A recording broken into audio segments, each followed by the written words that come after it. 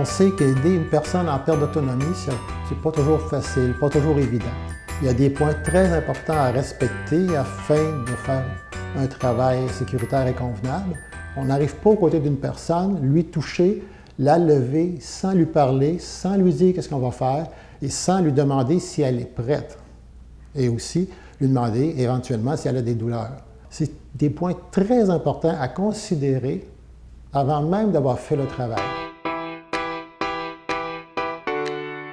Nous devons commencer par observer la personne elle-même, essayer d'aller chercher des renseignements. Est-ce qu'elle est prête? Est-ce qu'elle est confortable? Est-ce qu'elle désire que je l'aide? Aller chercher aussi l'information de l'environnement.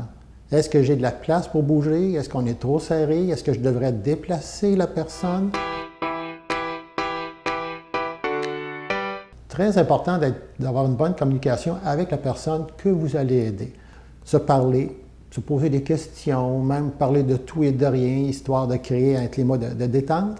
Ensuite vient la communication non verbale. À se regarder, à observer la personne, on va aller chercher tous les renseignements qu'on a besoin. Et j'attire votre attention aussi sur les gens qui ont des problèmes d'ordre cognitif. Alors la personne qui est dans son fauteuil, qui a besoin d'aide pour se lever, qui a des problèmes cognitifs, ne comprend pas toujours ce qu'on veut faire. C'est à ce moment-là qu'on va utiliser de plus en plus notre non-verbal pour communiquer, pour se faire connaître, se faire comprendre. Donc, quand on commence à se regarder, l'aidant peut évaluer, savoir est-ce que la personne est prête à se faire aider, est-ce qu'elle est en confiance, est-ce qu'elle se demande qui je suis, est-ce qu'elle a peur de moi, ou si elle me fait un beau grand sourire qu'on va échanger ensemble, ça veut dire que là, on a déjà un grand pas de fait.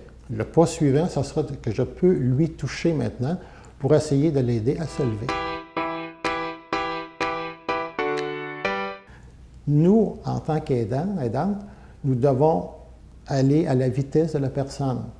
Les gens ne bougent pas tous à la même vitesse, surtout quand c'est des personnes d'un certain âge qui vont bouger lentement, d'autres vont être des personnes très nerveuses, ils vont vouloir bouger plus rapidement. Il faut considérer le rythme de la personne et surtout le respecter. La concentration est très importante.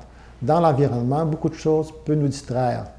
Essayez de faire abstraction à tout ce qui peut vous déranger, vous déconcentrer, tel qu'un petit chien qui circule, la télévision qui joue, ou regarder tout simplement à l'extérieur pour se concentrer sur la personne que vous devez aider. Si on récapitule, la communication, l'observation, le rythme de la personne, notre concentration et la communication non verbale, très importante, particulièrement pour des gens qui ont des problèmes d'ordre cognitif. Quand on respecte tous ces grands points-là qui sont fondamentaux, c'est gagnant.